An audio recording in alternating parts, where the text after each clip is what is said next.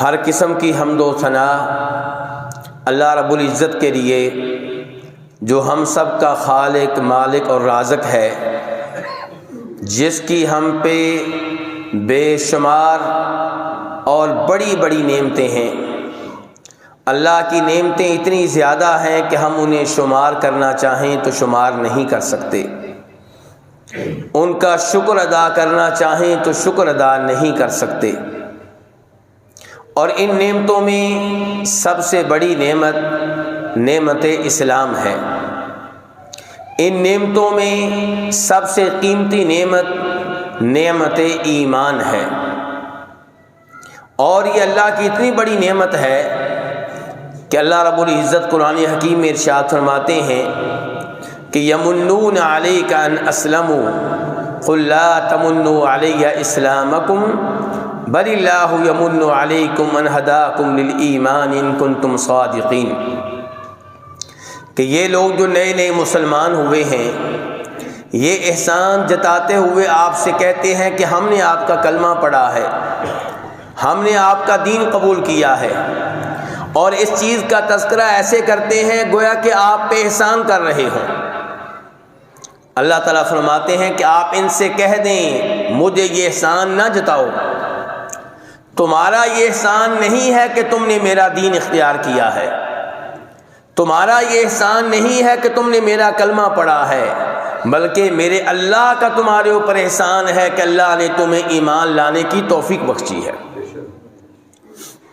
اور جنتی لوگ جب جنت میں داخل ہوں گے تو کیا کہیں گے؟ الحمدللہ الذی ہدانا لہذا وما کنا لنہتدی لولا ان ہدانا اللہ۔ ہر قسم کی حمد و ثنا اس اللہ کے لیے جس نے آج ہمیں اس جنت میں پہنچنے کی توفیق بخشی، جس نے ہمیں دنیا میں جنت کے راستے پہ لگایا تھا۔ اور اگر اللہ ہمیں ہدایت نہ دیتا، وہ ہمیں توفیق نہ دیتا تو ہم کبھی بھی ہدایت جیسی عظیم نعمت کو حاصل نہیں کر سکتے تھے۔ تو میرے بھائیوں، اس نعمت کی قدر کرنی چاہیے۔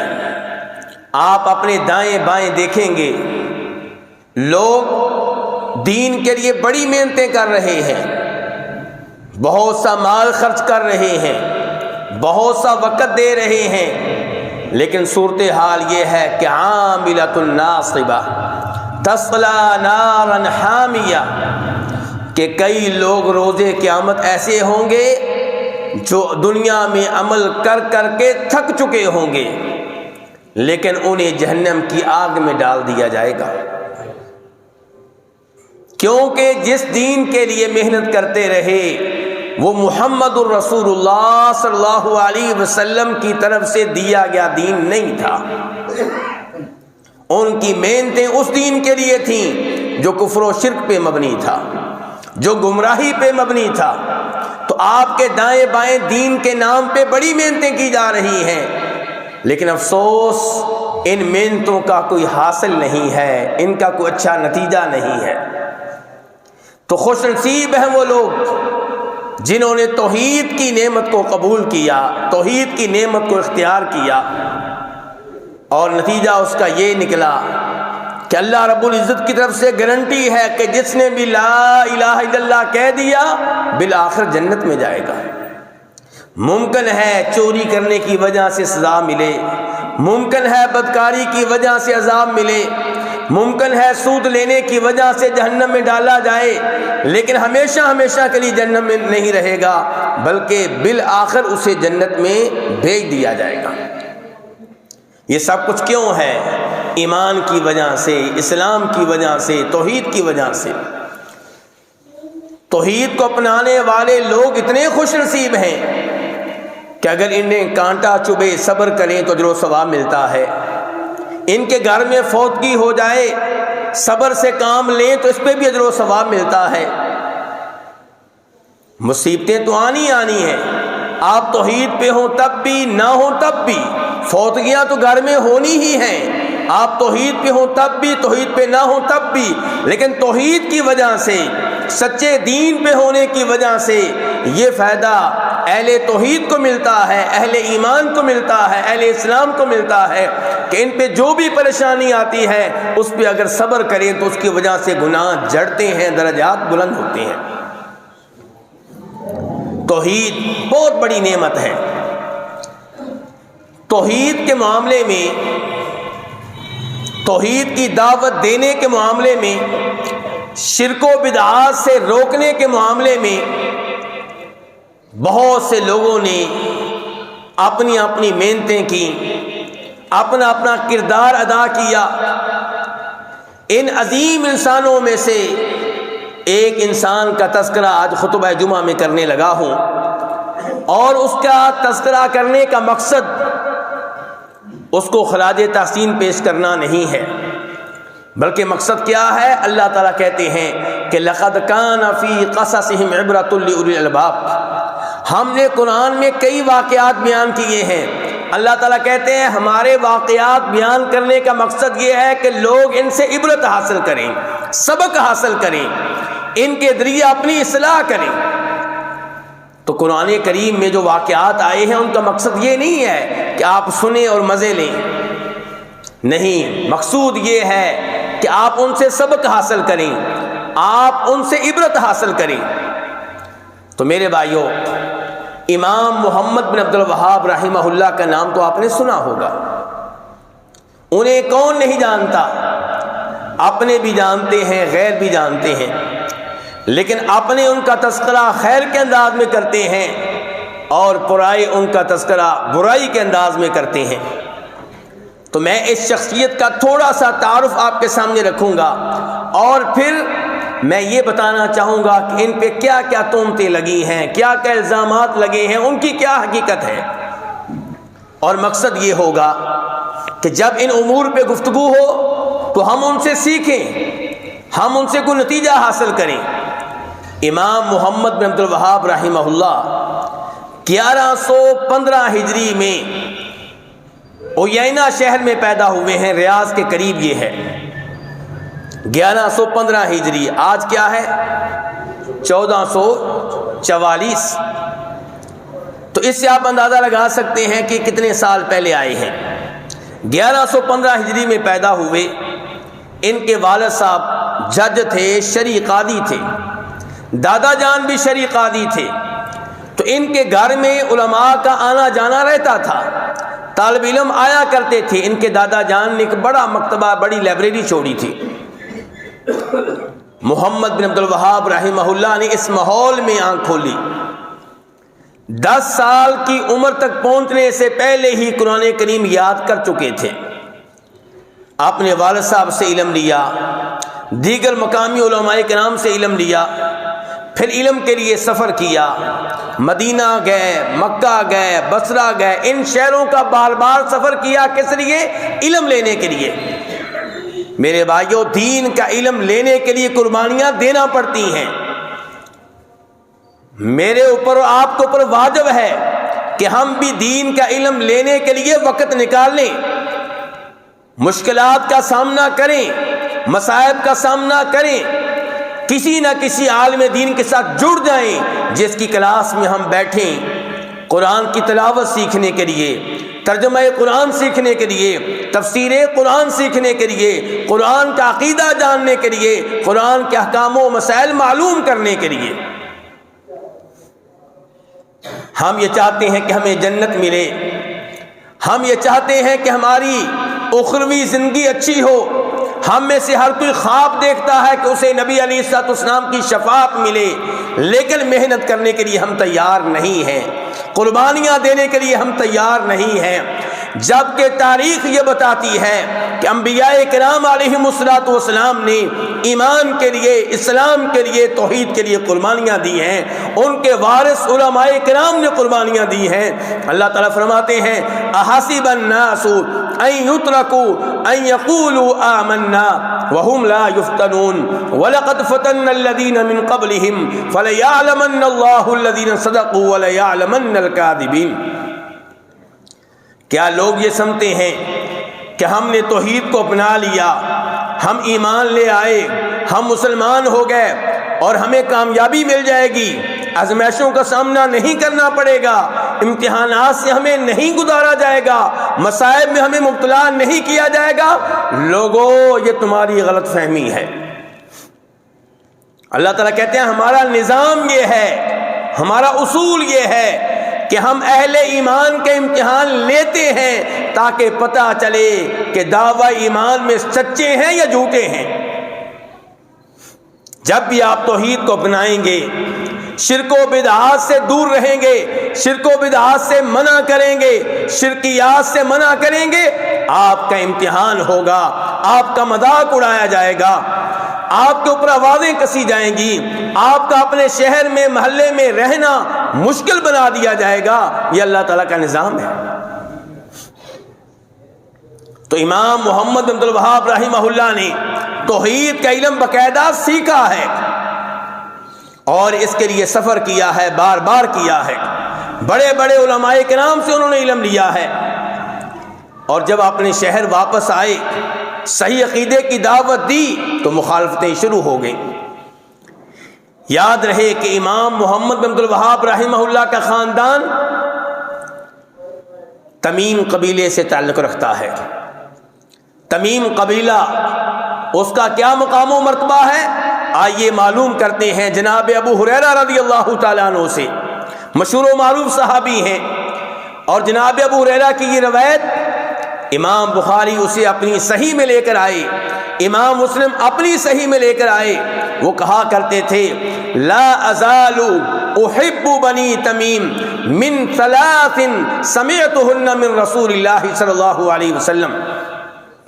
جناب ابو ہریرہ کہہ رہے ہیں مجھے محبت ہے، محبت برقرار ہے، محبت رہے گی، کس سے؟ قبیلہ تمیم سے۔ کیوں ابو ہریرہ آپ کو کیوں محبت ہے اس قبیلے سے؟ کہا اس لیے کہ میں نے ان کے بارے میں 3 حدیثیں سنی ہیں نبی علیہ الصلوۃ والسلام سے۔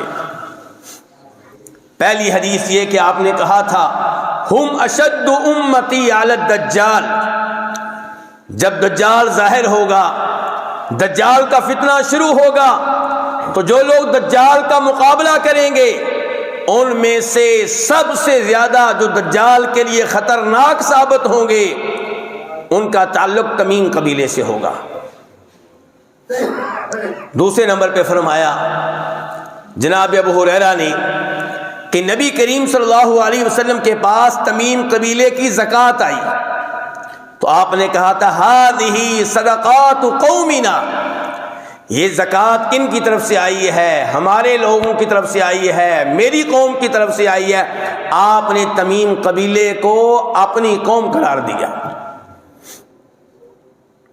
تیسرے نمبر پہ سیدہ عائشہ رضی اللہ تعالیٰ عنہا کے پاس ایک لونڈی تھی، ان کی خدمت کیا کرتی تھی، تو نبی علیہ الصلوۃ والسلام نے کہا عائشہ اعتقیھا، اس کو آزاد کر دو۔ کیوں؟ فإنها من ولد اسماعیل، کیونکہ یہ جناب اسماعیل علیہ السلام کی نسل سے ہے، ان کی اولاد میں سے ہے، اور اس لونڈی کا تعلق اس قبیلے سے تھا، تمیم قبیلے سے تھا۔ تو تمیم قبیلے سے تعلق رکھتے ہیں امام محمد بن عبد الوہاب رحمہ اللہ، ایک عظیم خاندان سے تعلق رکھتے ہیں۔ تو یہ امام محمد بن عبد الوہاب رحمہ اللہ توحید کا کام کر رہے ہیں، توحید کی دعوت دے رہے ہیں، اور آزمائشیں شروع ہو گئیں، امتحانات شروع ہو گئے، اپنے شہر سے نکلنا پڑا، اپنے شہر کو چھوڑنا پڑا، لیکن ڈرے نہیں، مایوس نہیں ہوئے، اللہ سے مدد مانگتے رہے، توحید کے لیے کام کرتے رہے، توحید کی دعوت دیتے رہے، توحید کے موضوع پہ تقریریں کرتے رہے، توحید پہ درس دیتے رہے، توحید کے موضوع پہ کتابیں لکھتے رہے۔ جب دعوت آگے بڑھی تو اعتراض نمبر 1، اعتراض نمبر 2، اعتراض نمبر 3، شبہات، پہلا شبہ، دوسرا شبہ، تیسرا شبہ، اعتراضات کی بارش ہو رہی ہے، شبہات کی بارش ہو رہی ہے، اور یہی کچھ آج بھی ہوتا ہے۔ جو صحیح معنوں میں توحید کی دعوت دیتا ہے اس پہ اعتراضات کی بارش ہوتی ہے، شکوک و شبہات اس پہ وارد کیے جاتے ہیں۔ اور میرے دوستو، ضرورت اس بات کی ہے کہ توحید کا باقاعدہ علم لیا جائے۔ یہ کافی نہیں ہے کہ ابا جی نے کہا تھا قبروں پہ جا کے سجدہ نہیں کرنا، یہ کافی نہیں ہے کہ اماں جان نے کہا تھا قبروں پہ چادر نہیں چڑھانی۔ یہ نصیحتیں تب ہوا میں اڑ جاتی ہیں جب آپ کا بیٹا یونیورسٹی میں پہنچتا ہے، اسے یونیورسٹی میں تعلیم دی جاتی ہے کہ ماں باپ کی کوئی حیثیت نہیں ہے، دلیل ہونی چاہیے، آپ کے اپنے اصول ہونے چاہیے۔ ماں باپ تو آپ کے ان پڑھ تھے، انہیں کیا پتا۔ اور پھر یونیورسٹی میں غلبہ کن کا ہوتا ہے؟ یونیورسٹی میں غلبہ بدعتیوں کا ہوتا ہے، یونیورسٹی میں غلبہ ان کا ہوتا ہے جو شرک کو اپنانے والے ہوتے ہیں، جو قبر پرست ہوتے ہیں، جو قبروں پہ چادریں چڑھانے والے ہوتے ہیں، جو قبروں پہ سجدہ کرنے والے ہوتے ہیں، جو قبر والوں سے دعائیں کرنے والے ہوتے ہیں۔ وہاں آپ کا بیٹا تنہا رہ جاتا ہے۔ محرم کا مہینہ آتا ہے تو آپ کا بیٹا سمجھتا ہے کہ پورے ماحول میں میں ہی ایک الگ سا ہوں، باقی سب کا دین اور ہے، میں اکیلا ہوں۔ پھر وہ سوچتا ہے کہ کہیں میرے والدین جھوٹے نہ ہوں، کہیں میرے والدین غلط نہ ہوں۔ تو میرے بھائیوں وہاں پہ کیا کام آئے گا؟ علم کام آئے گا۔ آپ دنیا سے چلے جائیں گے، آپ کے بچے اس دنیا میں دھکے کھانے کے لیے، کمانے کے لیے نکلیں گے، کوئی کہاں جائے گا، کوئی کہاں جائے گا، معلوم نہیں آپ کے بچے کا سامنا کس ماحول سے ہو۔ وہاں پہ اگر علم ہوگا تو توحید پہ رہے گا، اگر ہوائی باتیں ہوں گی، صرف والد صاحب کی نصیحت ہوگی، ہوا میں اڑ جائے گی۔ اس لیے اللہ تعالی نے کیا کہا ہے؟ فَاعْلَمْ أَنَّهُ لَا إِلَٰهَ إِلَّا اللَّهُ، کہ کلمہ پڑھ لینا کافی نہیں ہے، آپ کو پتہ ہونا چاہیے کہ لا الہ الا اللہ کا مطلب کیا ہے۔ لا الہ پڑھ لے تو پھر کن کن چیزوں سے بچنا ضروری ہو جاتا ہے۔ لا الہ کا مطلب معلوم نہ ہونے کی وجہ سے بہت سے کلمہ پڑھنے والے کفر و شرک کا ارتکاب کرتے ہیں میرے بھائیوں۔ اس لیے امام محمد عبد الوہاب رحمہ اللہ نے خصوصی طور پہ توجہ دی اس بات پہ کہ باقاعدہ لوگوں کو توحید کی دعوت سکھائی جائے، اس کے دلائل بتائے جائیں، جو شکوک و شبہات وارد ہوتے ہیں ان کا ازالہ کیا جائے۔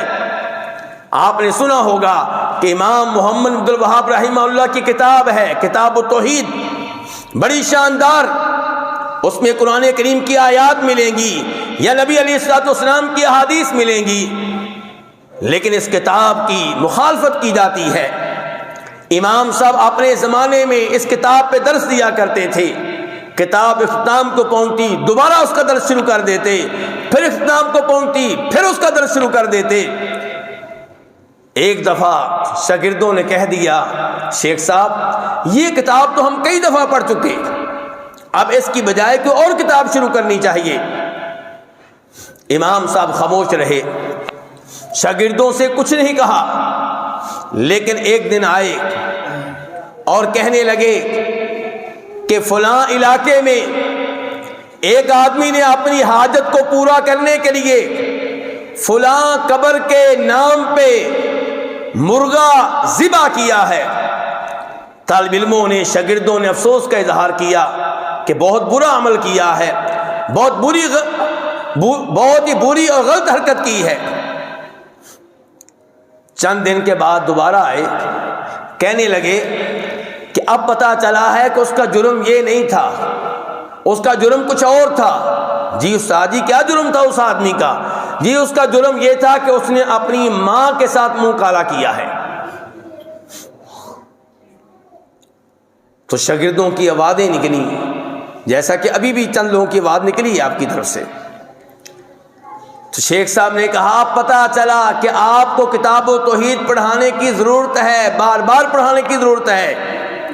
جب میں نے تذکرہ کیا کہ اللہ کے ساتھ شرک کیا گیا ہے، قبر والے کے نام پہ مرغا ذبح کیا گیا ہے، تمہارا رد عمل اتنا شدید نہیں تھا، لیکن جب میں نے تذکرہ کیا اس بات کا کہ اس نے اپنی ماں کے ساتھ منہ کالا کیا ہے، تمہارا رد عمل شدید تھا۔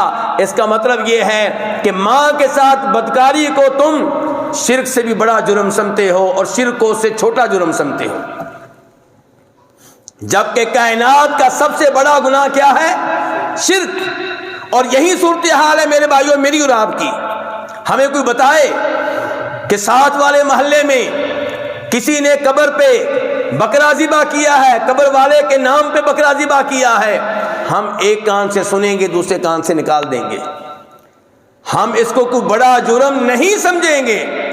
لیکن اگر بتایا جائے کہ فلاں محلے میں فلاں آدمی نے اپنی ماں کے ساتھ بدکاری کی ہے، تو پھر ہم اس کو سنیں گے، بتائیں گے، گھر میں بھی تذکرہ کریں گے، رشتہ داروں کے سامنے بھی تذکرہ کریں گے، افسوس کا اظہار کریں گے، اسے ملامت کریں گے.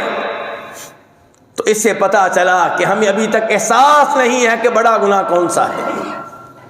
تو ضرورت اس بات کی ہے کہ توحید کا علم باقاعدہ پڑھایا جائے اور اس موضوع پہ جو اعتراضات ہیں ان کا ازالہ کیا جائے. تو شیخ صاحب نے جو ان پہ اعتراضات وارد ہوئے ان کا بھی ازالہ کیا، کتاب لکھی کشف الشبہات کہ عقیدے کے تعلق سے جو اعتراضات کیے جاتے ہیں، جو شکوک و شبہات وارد کیے جاتے ہیں، ان کا جواب کیا ہے، ان کی حقیقت کیا ہے. میرے بھائیو، امام محمد بن عبد الوہاب رحمہ اللہ، ان کی عقیدے کے موضوع پہ کئی ایک کتب ہیں. نواقض الاسلام مختصر سی کتاب ہے، 2-3 صفحات پہ مشتمل ہے. اس میں بیان کیا ہے کہ کون کون سے امور ہیں جن کا انسان ارتکاب کرے تو وہ کافر ہو جاتا ہے، مسلمان نہیں رہتا. بڑی قیمتی کتاب ہے، 2-3 صفحات پہ مشتمل ہے. اور کبھی ان کی کتاب ہوتی ہے القواعد الاربع، 4 اصول جن کے ذریعے آپ کو پتا چلے گا شرک کس کو کہتے ہیں، توحید کیا ہے. کبھی الاصول الثلاثہ کہ قبر میں جو 3 سوال ہوں گے ان 3 سوالوں کا جواب کیا ہے، تفصیل کے ساتھ ان 3 سوالوں کا جواب دیا ہے. تو بڑی عمدہ کتابیں انہوں نے تحریر کی ہیں.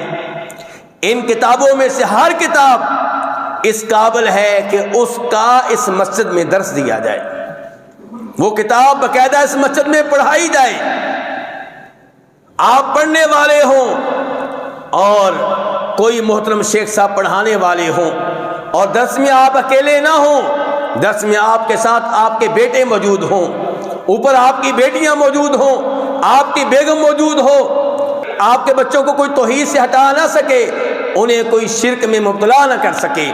میرے بھائیو، شرک بہت خطرناک مرض ہے. ابراہیم علیہ السلام کہا کرتے تھے وَجْنُبْنِي وَبَنِيَّ أَن نَّعْبُدَ الْأَصْنَامَ. ابراہیم نبی کہہ رہے ہیں اے اللہ مجھے اور میرے بیٹوں کو بت پرستی سے بچائے رکھنا. نوح علیہ السلام اپنے بیٹے کو شرک سے بچا نہ سکے. اس سے آپ اندازہ لگا سکتے ہیں کتنا خطرناک مرض ہے. امام محمد بن عبد الوہاب رحمہ اللہ نے جب یہ خالص توحید کی دعوت پیش کی، انہیں بدنام کیا گیا. ان کی دعوت جنہوں نے اپنائی انہیں وہابی قرار دیا گیا، انگریزوں کا ایجنٹ قرار دیا گیا، تہمتوں کی بارش کر دی گئی، اعتراضات کی بارش کر دی گئی. 2-3 چیزیں آپ کے سامنے رکھوں گا. امام صاحب کے اوپر ایک تہمت یہ لگتی ہے کہ یہ نبی علیہ الصلوۃ والسلام کے مقام کو کم کرتے ہیں، آپ کو صحیح معنوں میں آپ کا مقام نہیں دیتے.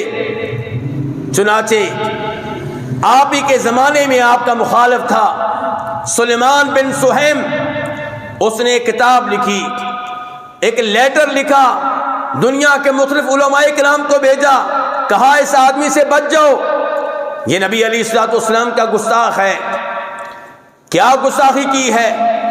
ایک کتاب ہے دلائل الخیرات، اس کو جلانے کا اس نے حکم دیا ہے، صرف اس لیے کہ اس کتاب میں لکھا ہوا ہے نبی علیہ الصلوۃ والسلام کے بارے میں سیدنا و مولانا، کہ آپ ہمارے سردار ہیں. یعنی کہ اللہ کے رسول کو لکھا گیا ہمارے سردار ہیں، ہمارے مولا ہیں، ہمارے محبوب ہیں، اور اس وجہ سے اس آدمی نے آرڈر دیا ہے کہ اس کتاب کو جلا دیا جائے. یہ تہمت لگائی جا رہی ہے امام محمد بن عبد الوہاب رحمہ اللہ پہ. کہا گیا کہ یہ آدمی نبی علیہ الصلوۃ والسلام کا گستاخ ہے. کیسے پتا چلا؟ جی یہ منع کرتا ہے اس بات سے کہ نبی علیہ الصلوۃ والسلام پہ جمعے کے دن درود پڑھا جائے یا جمعہ کی رات درود پڑھا جائے. یہ گستاخ ہے. کیوں؟ اس لیے کہ کہتا ہے کہ اگر میرے بس میں ہوا، مجھے اختیار ملا، تو نبی علیہ الصلوۃ والسلام کی قبر پہ جو حجرہ ہے میں اس کو گرا دوں گا. یہ تہمت لگائی علی کن پہ؟ امام محمد بن عبد الوہاب رحمہ اللہ پہ۔ جب ایسی تہمتیں لگیں گی تو ظاہر ہے کہ لوگ ایسے آدمی سے نفرت کریں گے۔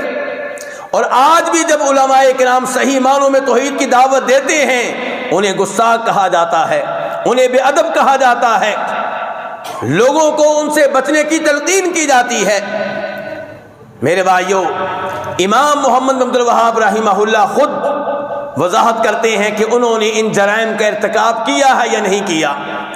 کہتے ہیں جہاں تک تعلق ہے دلائل الخیرات نامی کتاب کا، اور میرے بھائیوں صوفیوں کی لکھی ہوئی کتاب ہے، اس میں بہت سے ایسے امور ہیں جن کا قرآن و حدیث سے کوئی تعلق نہیں ہے، تو امام صاحب کہتے ہیں کہ میں نے اس کو جلانے کا حکم بالکل نہیں دیا، ہاں میں نے یہ حکم دیا ہے ان لوگوں کو جو میرے شاگرد ہیں، جو میری بات مانتے ہیں، جو میرے ساتھ جڑے ہوئے ہیں، کہ خبردار کہیں ایسا نہ ہو کہ تمہارے دلوں میں اس کتاب کا احترام اور اس کتاب کی محبت قرآن سے بڑھ کر ہو، اور تم اس کتاب کے پڑھنے کو قرآن کریم کی تلاوت سے زیادہ عظیم جانو۔ یہ کام نہیں ہونا چاہیے۔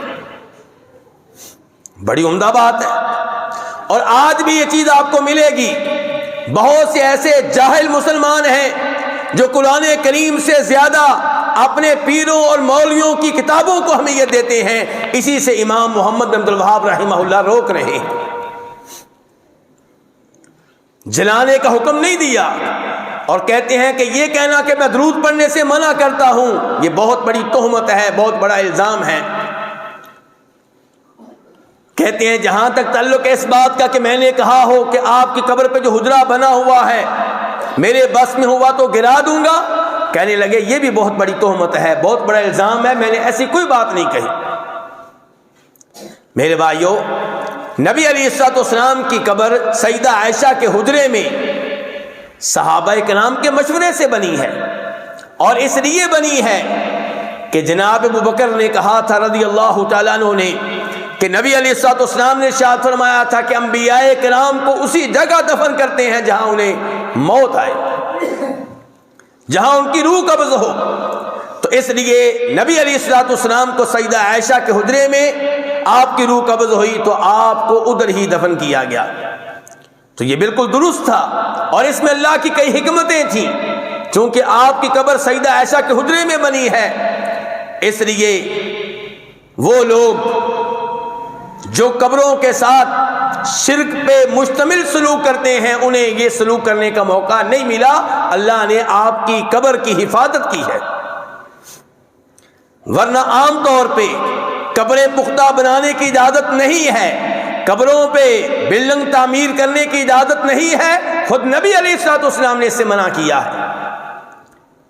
امام صاحب نبی علیہ الصلوۃ والسلام کا احترام کرتے تھے یا نہیں کرتے تھے؟ وہ خود فرماتے ایک جگہ لا بد من الادب مع الرسول صلی اللہ علیہ وسلم وتعظیم حرمتہ، کہ میرا عقیدہ یہ ہے کہ ہر ایک پہ واجب ہے کہ نبی علیہ الصلوۃ والسلام کا ادب کرے، اور ہر ایک پہ واجب ہے کہ آپ کی عزت، آپ کی حرمت اس کو عظیم جانے۔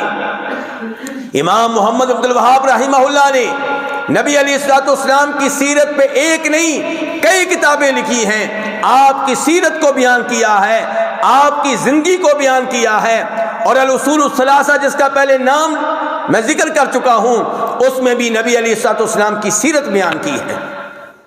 تو جو آپ کی سیرت لکھے، کئی ایک کتابوں میں لکھے، وہ آپ کی گستاخی کیسے کر سکتا ہے؟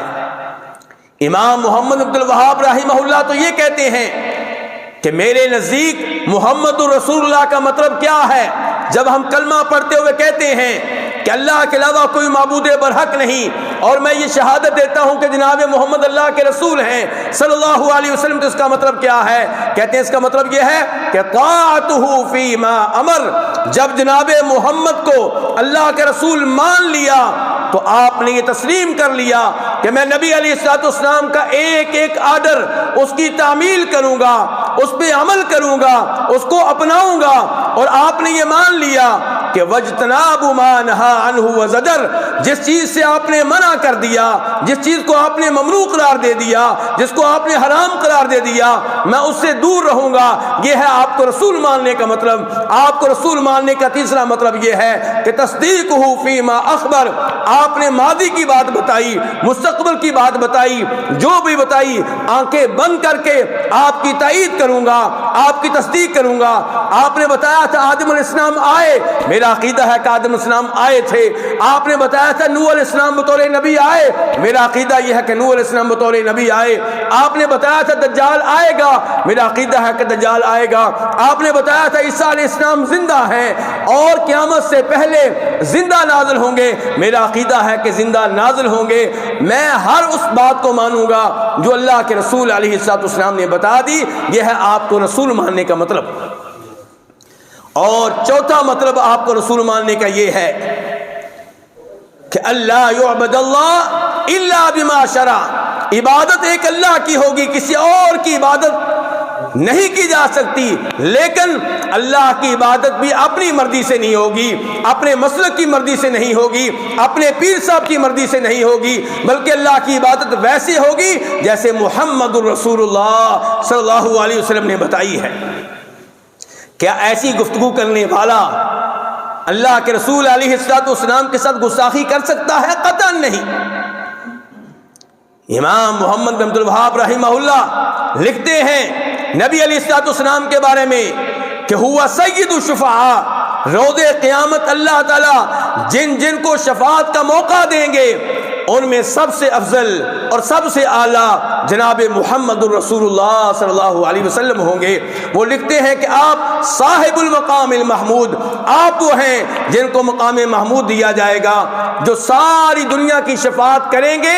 آپ کی شفاعت سے لوگوں کو میدان حشر کی سختیوں سے نجات ملے گی، حساب کتاب شروع ہوگا اور آپ 7 دن اللہ کے عرش کے نیچے سجدے میں پڑے رہیں گے، اللہ کی حمد و ثنا بیان کرتے ہوئے وہ الفاظ کہیں گے جن کے بارے میں آپ کہتے ہیں وہ الفاظ مجھے ابھی نہیں آتے، تب اللہ مجھے سکھائے گا۔ تو میرے بھائیوں، یہ بہت بڑی تہمت تھی۔ اس تہمت کا مقصد لوگوں کو امام محمد بن عبد الوہاب رحمہ اللہ کے قریب جانے سے روکنا تھا۔ اور آج بھی جہاں اہل توحید کی مسجد بنتی ہے، یہی شور محلے میں مچایا جاتا ہے کہ جناب یہ گستاخ ہیں، یہ وہابی ہیں، یہ ایسے ہیں۔ تو یہ ہمیشہ سے ایک طریقہ کار چلا آ رہا ہے۔ لوگوں نے تو نبیوں کو معاف نہیں کیا، جناب محمد الرسول اللہ صلی اللہ علیہ وسلم نے جب توحید کی دعوت دی تو وہی مکہ والے جو آپ کا احترام کرتے تھے، آپ کو امین اور صادق قرار دیتے تھے، آپ کو مجنون کہنے لگے، نعوذ باللہ مینٹل کہنے لگے، پاگل کہنے لگے، شاعر کہنے لگے اور کاہن کہنے لگے، جبکہ جناب محمد رسول اللہ صلی اللہ علیہ وسلم تمام انسانوں میں سب سے افضل، سب سے اعلیٰ، سب سے مقدس، سب سے محترم انسان ہے۔ میرے بھائیوں، دوسرے نمبر پہ امام محمد بن عبد الوہاب رحمہ اللہ پہ تہمت لگائی گئی کہ یہ بڑی جلدی سے لوگوں کو کافر قرار دیتے ہیں۔ مثال کے طور پہ کہا گیا کہ جو اولیاء کو وسیلہ بنائے یہ اسے کافر قرار دیتے ہیں۔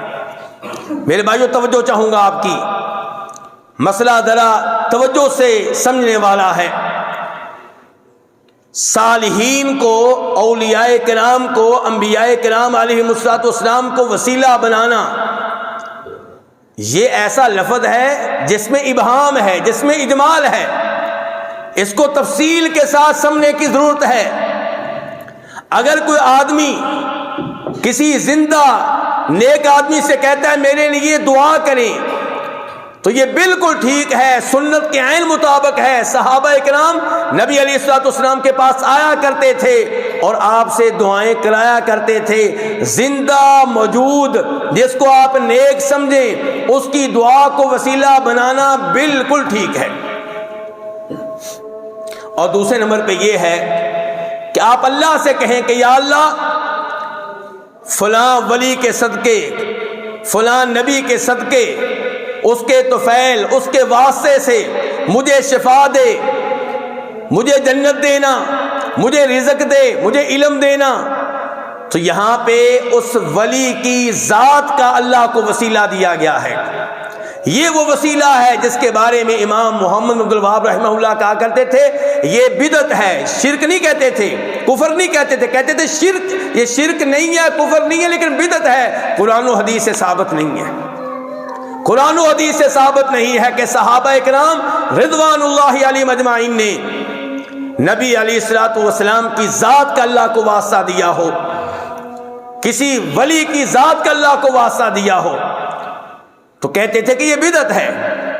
دعا عبادت ہے، عبادت میں آپ وہ طریقہ اختیار کریں گے جو اللہ کے نبی علیہ السلام نے سکھایا۔ عبادت دعا کھیل تماشا نہیں ہے، جب عبادت ہے تو عبادت میں دیکھا جائے گا یہ عبادت اللہ کے رسول نے کیسے سکھائی ہے، اپنی طرف سے اس میں کسی چیز کا اضافہ کریں گے تو وہ بدعت ہوگا۔ لیکن اگر آپ براہ راست قبر والے کو پکاریں، اس سے دعا کریں اور کہیں اے قبر والے بابا جی مجھے اللہ سے بیٹا لے کر دیں، مجھے اللہ سے شفا لے کر دیں، آپ نے روز قیامت میری شفاعت کرنی ہے، یہاں پہ آ کے لوگوں کو دھوکہ لگ جاتا ہے۔ وہ سمجھتے ہیں کہ ہم بابا جی سے یہی کہہ رہے ہیں کہ اللہ سے لے کر دو، ہم کون سا بابا جی سے مانگ رہے ہیں؟ بابا جی سے آپ مخاطب ہیں، بابا جی سے آپ دعا کر رہے ہیں کہ بابا جی اللہ سے بیٹا لے کر دیں، یہ آپ بابا جی کو پکار رہے ہیں، ان سے دعا کر رہے ہیں، اور دعا عبادت ہے۔ جب آپ اللہ کے علاوہ کسی اور سے یہ عبادت کریں گے تو آپ کفر و شرک کا ارتکاب کریں گے۔ یہ وہ چیز ہے جس کو انہوں نے کفر قرار دیا، اور یہی وہ کام ہے جو اہل مکہ کیا کرتے تھے۔ قرآن پاک پڑھ کر دیکھ لیں، احادیث پڑھ کر دیکھ لیں، اہل مکہ اللہ کو مانتے تھے کہ ہمارا رب ہے، ہمارا خالق ہے، ہمارا مالک ہے، ہمارا رازق ہے، لیکن کچھ لوگوں کو، کچھ بزرگوں کو وہ پکارتے کہ یہ ہمیں اللہ کے قریب کر دیتے ہیں، اللہ سے لے کر دیتے ہیں۔ والذین اتخذوا من دونه اولیاء ما نعبدهم الا ليقربونا الى الله زلفى، سورہ زمر کی ابتدائی آیت آپ پڑھ لیں، سورہ یونس آپ پڑھ لیں، وَيَقُولُونَ هَؤُلَاءِ شُفَعَاؤُنَا عِندَ اللَّهِ، وہ بھی شفاعت کے نام پہ، وسیلے کے نام پہ اللہ کے علاوہ اوروں کو پکارتے تھے، ان سے دعائیں کرتے تھے، ان کے نام پہ بکرے ذبح کرتے تھے، ان کے نام پہ منتیں مانتے تھے۔ اس کو اللہ تعالیٰ نے شرک قرار دیا، فرمایا سبحانہ وتعالی عما یشرکون۔ تو میرے بھائیو یہ ہے وسیلے کی وہ قسم جو انسان کو توحید سے نکال کے کفر میں داخل کر دیتی ہے۔ جب وسیلے کے نام پہ آپ اللہ کو چھوڑ کے قبر والے سے دعا کریں گے تو دعا تو عبادت ہے۔ وَأَنَّ الْمَسَاجِدَ لِلَّهِ فَلَا تَدْعُوا مَعَ اللَّهِ أَحَدًا، مسجدیں اللہ تعالیٰ کی ہیں، اللہ تعالیٰ کے ساتھ کسی اور سے دعا کرنے کی اجازت نہیں ہے۔ جب بھی دعا کریں اللہ تعالیٰ سے دعا کریں۔ اللہ رب العزت سے دعا ہے کہ اللہ تعالیٰ ہمیں صحیح معنوں میں توحید کو سمجھنے کی توفیق عنایت فرمائے، اللہ تعالیٰ ہر طرح کے کفر و شرک سے اور بدعات سے محفوظ رکھے۔ وآخر دعوانا ان الحمد للہ رب العالمین۔ ان الحمد للہ نحمده ونستعینه ونستغفره ونعوذ باللہ من شرور انفسنا ومن سیئات اعمالنا، من يهده الله فلا مضل له ومن يضلل فلا هادي له، واشهد ان لا اله الا الله وحده لا شريك له، واشهد ان محمدا عبده ورسوله۔ آخری بات یہ کہ امام محمد بن عبد الوہاب رحمہ اللہ اور ان کے ماننے والوں پہ یہ بھی الزام لگایا جاتا ہے کہ ان کی وجہ سے ترکی حکومت ختم ہوئی، خلافت عثمانیہ ختم ہوئی، ان لوگوں نے خلافت عثمانیہ کو ختم کیا۔ تو یاد رہے کہ امام محمد بن عبد الوہاب رحمہ اللہ کا عقیدہ یہ تھا، جسے انہوں نے اپنی کئی کتابوں میں بیان کیا ہے، کہ وقت کا حکمران چاہے فاسق و فاجر ہو، چاہے گناہگار ہو، چاہے ظالم ہو، جب وہ مسلمان ہے تو اسے حکمران مانا جائے گا، اس کی بیعت کی جائے گی، اس کی گفتگو سنی جائے گی، اور اس کا ہر وہ آرڈر مانا جائے گا جو شریعت کے خلاف نہ ہو۔ یعنی کہ اگر وہ ہمیں 100 آرڈر دیتا ہے، 100 میں سے اس کے 10 آرڈر قرآن کے خلاف ہیں، یہ 10 آرڈر نہیں مانیں گے، باقی 90 آرڈر مانے جائیں گے، اور یہ جو 10 غلط آرڈر اس نے دیے ہیں ان کی وجہ سے اسے اقتدار سے ہٹانے کی اجازت نہیں ہوگی، اسے کرسی سے محروم کرنے کی اجازت نہیں ہوگی، اس کے خلاف ایسی تحریک چلانے کی اجازت نہیں ہوگی جس کا مطلب یہ ہو کہ یہ اقتدار چھوڑ دے، یہ چلا جائے۔ تو مسلمان حکمران کوئی بھی ہو، اس کا نام جو بھی ہو، جب تک وہ حکمران ہے اس کو حکمران مانا جائے گا، اور اقتدار سے ہٹانے کی کسی کوشش کا حصہ بننا مسلمان کے لیے جائز نہیں ہے۔ یہ آپ نے جو دین اپنا رکھا ہے یہ اس کی تعلیمات ہے، میری بات کو کوئی نیا نہ سمجھے۔ یہ نبی علیہ الصلوۃ والسلام کی احادیث کا مفہوم بتا رہا ہوں۔ وہ تو ہم جمہوریت کے چکر میں آ کے، جدید تعلیم کے چکر میں آ کے ان احادیث کو بھول بیٹھے ہیں، اور جو بھی حکمران آتا ہے اس کے خلاف تحریک شروع کر دیتے ہیں۔ قرآن و حدیث میں اس کی اجازت نہیں ملتی۔ تو امام محمد بن عبد الوہاب رحمہ اللہ کا عقیدہ قرآن و حدیث کے عین مطابق تھا کہ وقت کے حکمران کی اطاعت کی جائے، لیکن یہ بات ذہن میں رہے کہ امام صاحب کا تعلق جس علاقے سے تھا اس کو کیا کہتے ہیں؟ علاقہ نجد۔ اس علاقے میں عثمانیوں کی کوئی حکومت نہیں تھی، ان کا کوئی گورنر ادھر نہیں گیا، انہوں نے وہاں پہ کبھی حکومت قائم نہیں کی، انہیں اس علاقے سے دلچسپی ہی نہیں تھی۔ اس علاقے میں کیا تھا؟ ہر چھوٹے سے شہر پہ ایک حکمران تھا، ہر چھوٹے سے ایریے میں ایک حکمران تھا۔ تو امام محمد عبد الوہاب رحمہ اللہ نے جو توحید کی تحریک چلائی ہے وہ اس علاقے میں چلائی ہے جس علاقے میں عثمانی حکومت موجود نہیں تھی۔ تو یہ کہنا غلط ہے کہ انہوں نے عثمانی حکومت کو ختم کرنے میں اپنا کردار ادا کیا، بلکہ یہ بات بھی ذہن میں رہے کہ ان کے زمانے میں مکہ مدینہ پہ بھی عثمانی حکومت نہیں تھی، ترکیوں کی حکومت نہیں تھی۔ ان کے زمانے میں مکہ مدینہ میں بھی سادات کی حکومت تھی، اشراف مکہ کی حکومت تھی۔ اشراف مکہ انہوں نے محمد عبد الوہاب رحمہ اللہ کے ماننے والوں پہ پابندی لگا دی، حج نہیں کر سکتے، بلکہ وہاں سے آنے والے کئی حاجیوں کو جیل میں ڈال دیا، کئی سال تک ان کا داخلہ بند کیے رکھا۔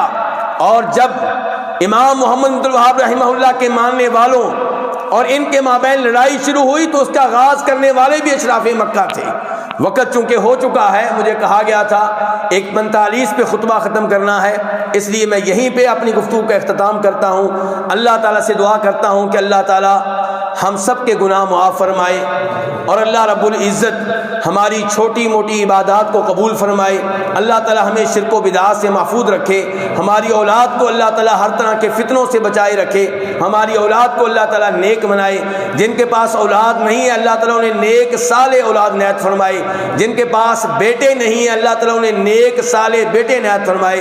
یا اللہ جتنے مسلمان مریض ہیں سب کو شفا دے، سب کو عافیت دے۔ یا اللہ جب تک بیماری موجود ہے صبر کرنے کی توفیق دے، بیماری کو گناہوں کے جڑنے کا، درجات کی بلندی کا سبب اور ذریعہ بنا۔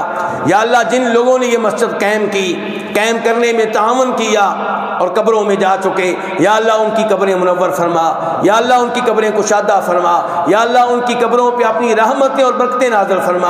اور جو زندہ ہیں اور اس مسجد کا نظام چلا رہے ہیں، اس کے ساتھ تعاون کر رہے ہیں، چاہے خطابت کے ذریعے، امامت کے ذریعے، بچوں کو قرآن کریم کی تعلیم کے ذریعے، مسجد کی صفائی کے ذریعے، مسجد پہ خرچ کرنے کے ذریعے، مسجد کے لیے ٹینشن لیتے ہیں، یا اللہ ان سب کی مشکلات دور فرما، ان کی زندگیوں میں، ان کی اولاد کی زندگیوں میں برکتیں ڈال۔ یا اللہ ہمیں بھی اسی طرح اس مسجد کا اور کسی نہ کسی مسجد کا، اہل توحید کی مسجد کا خادم بنا دے۔ یا اللہ ہمیں بھی کسی نہ کسی مسجد کے ساتھ جوڑ دے۔ یا اللہ مساجد کے ساتھ تعاون کرنے والا بنا دے۔ یا اللہ علماء کرام سے محبت کرنے والا بنا دے، دین کے طالب علموں کے ساتھ محبت کرنے والا بنا دے۔ میں دعا کرتا ہوں شیخ توفیق الرحمان صاحب کے لیے جنہوں نے مجھے موقع دیا اور مجھے آپ سے گفتگو کرنے کے معاملے میں سہولت فراہم کی۔ اللہ تعالیٰ ان کی کوششیں، ان کے خاندان کی کوششیں قبول فرمائے، اور اس پورے خاندان کے اللہ تعالیٰ حفاظت فرمائے۔ توحید کے لیے اس خاندان کی بڑی قربانیاں ہیں، اللہ انہیں قبول فرمائے، مزید کرنے کی توفیق دے اور ان کی حفاظت فرمائے۔ بلکہ اللہ مجھے بھی اور آپ کو بھی، میرے اور آپ کے بچوں کو بھی توفیق دے کہ ہم بھی اسی طرح یا ان سے بھی بہتر انداز میں توحید کی، دین کی، قرآن کی، مساجد کی خدمت کریں۔ یا اللہ ہمارے اس ملک کی حفاظت فرما، یا اللہ ہمارے اس ملک کی حفاظت فرما، یا اللہ دین کے لحاظ سے بھی دنیا کے لحاظ سے بھی، یا اللہ یہاں کے حکمرانوں کو یہاں پہ شریعت کا نظام نافذ کرنے کی توفیق دے، توحید کا نظام نافذ کرنے کی توفیق دے، یا اللہ ان حکمرانوں کو ایسے مشیر دے، ایسے ساتھی دے جو دین کے معاملے میں ان کی رہنمائی کریں، جو دین کے معاملے میں، شریعت کے معاملے میں، توحید کے معاملے میں ان کی رہنمائی کریں۔ یا اللہ اس ملک کی حفاظت فرما، مسلمان ممالک جہاں پہ بھی ہیں یا اللہ ان کی حفاظت فرما، یا اللہ اسلام اور مسلمانوں کو غلبہ دے، یا اللہ کفر و شرک کا اور بدعات کا خاتمہ فرما۔ ربنا آتنا فی الدنیا حسنہ وفی الآخرۃ حسنہ وقنا عذاب النار۔ ربنا اغفر لنا ولاخواننا الذین سبقونا بالایمان ولا تجعل فی قلوبنا غلا للذین آمنوا ربنا انک رؤوف رحیم۔ سبحان ربک رب العزة عما یصفون وسلام علی المرسلین والحمد للہ رب العالمین۔